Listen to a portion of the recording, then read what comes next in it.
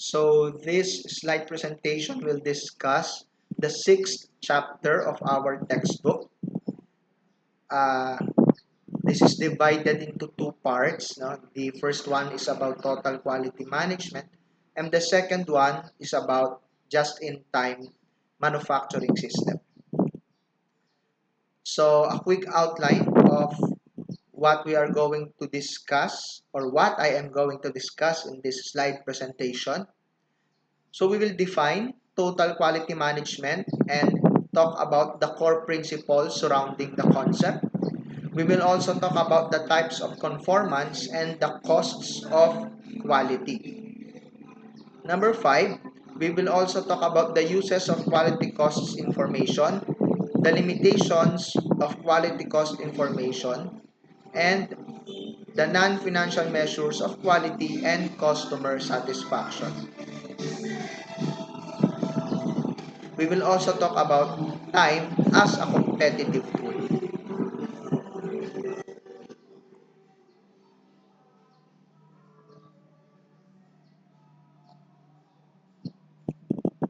So what is total quality management? So according to Procter and Gamble, total quality management is the unyielding and continually improving effort by everyone in an organization to understand, meet, and exceed the expectation of customers. So we are emphasizing here unyielding and continually improving. So siguro naman lahat ng organization ay nag-undergo ng changes in their operations.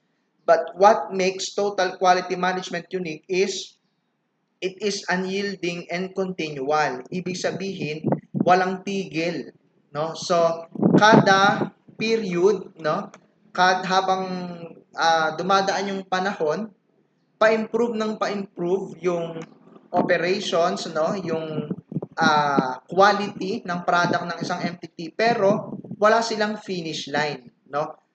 Lagi silang humahanap ng uh, paraan, or lagi silang humahanap ng area within the operation para ma-improve yung quality ng kanilang output. So ano-ano ba ang mga core principles ng total quality management? First, focus on satisfying the customer. Customer, in this context, is not only the ultimate consumer or external customers.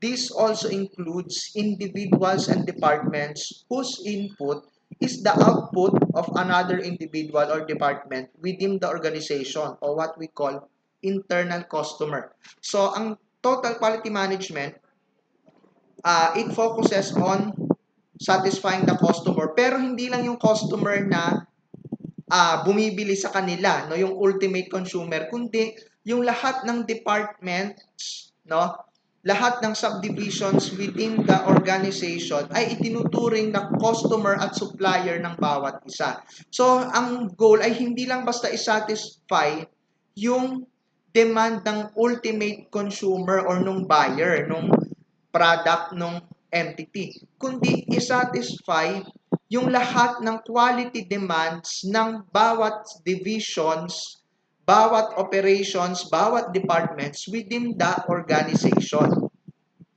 Bakit ganon? Kasi failing to satisfy the quality demand of internal customers will eventually lead to dissatisfied external customers. So, ibig sabihin, no, naniniwala yung mga nag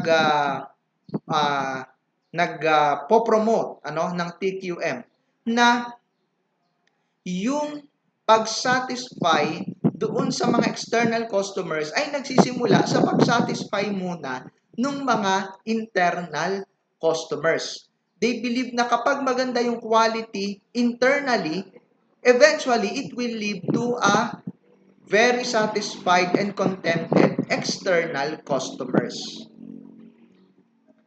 Second, strive for continuous improvement, or what we call Kaizen. So, kagaya nga nung nasabi natin kanina, sa TQM, there is no end. It is a way of life, no? So, walang katapusan. So, isa yan sa mga features ng TQM, no? Yung continuous improvement. No? So, bakit wala siyang katapusan? This is due to the ever-changing customer demands and the stiff competition.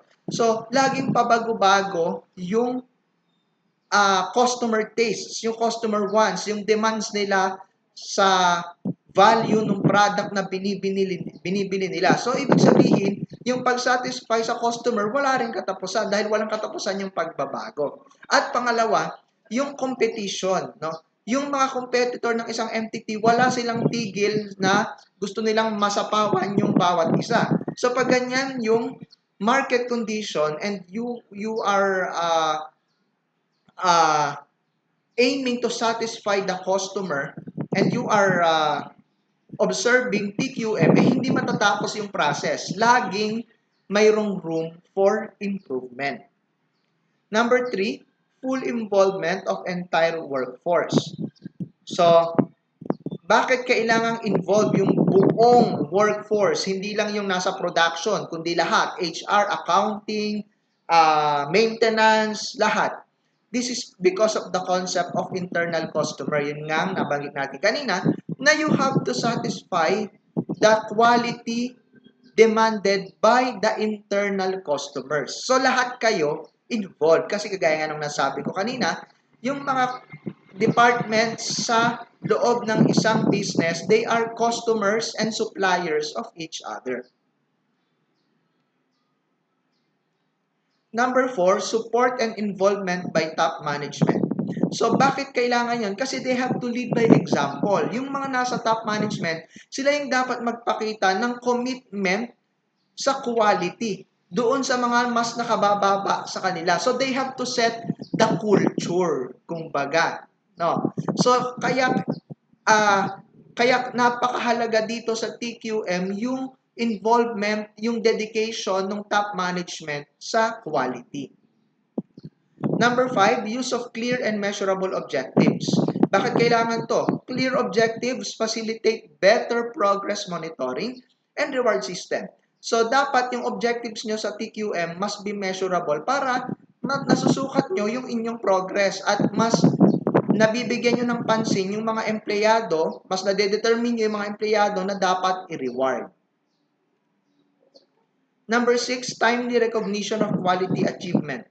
Immediate recognition emphasizes the firm's commitment to quality. So, under TQM, dapat yung inyong reward system within the company, dapat mabilis. No? Dapat immediately i-recognize yung mga empleyado or department na nag-excel.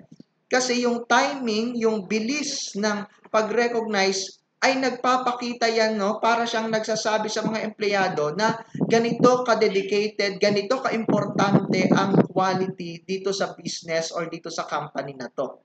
No? So, commitment. Okay.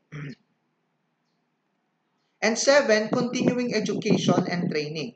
Provides employees with skills to achieve quality. No? So, ito, very applicable to sa ating profession, sa accountancy. That na pagka tayo ay nakakuha na ng lisensya, hindi yun natatapos doon. No? Kailangan nating mag-seminar, mag-undergo ng mga training. No? So, bakit totoo rin to sa TQM? Kasi di yung mga empleyado, di ba, kailangan, what do you call this, yung madali silang maka-adapt, no? Yung dapat marami silang alam, versatile. Ayun. No? Dapat meron silang versatility, no? Sa under TQM dahil yung mga empleyado kailangan mabilis silang mag-respond sa changes, no, sa environment, no? Kasi nga gagaya ng nasabi ko kanina, ang competition ay stiff, pabago-bago yung demand ng customer. So dapat yung mga empleyado marami silang alam, no? And this will only happen kung lagi silang tinitrain, no? Para maka-respond sila agad sa demands ng customer. And continuing education and training, no, conveys management's commitment to quality, no? Kapag ikaw ay nasa isang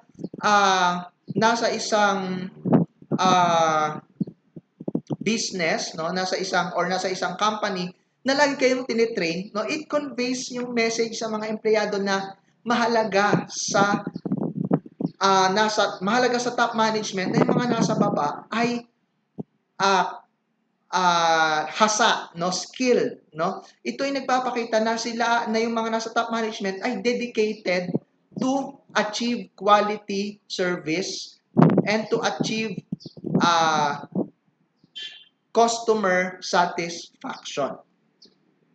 So before we proceed, i-apply ko lang yan sa ating profession, itong TQM. Lalo na itong number 6 at 7.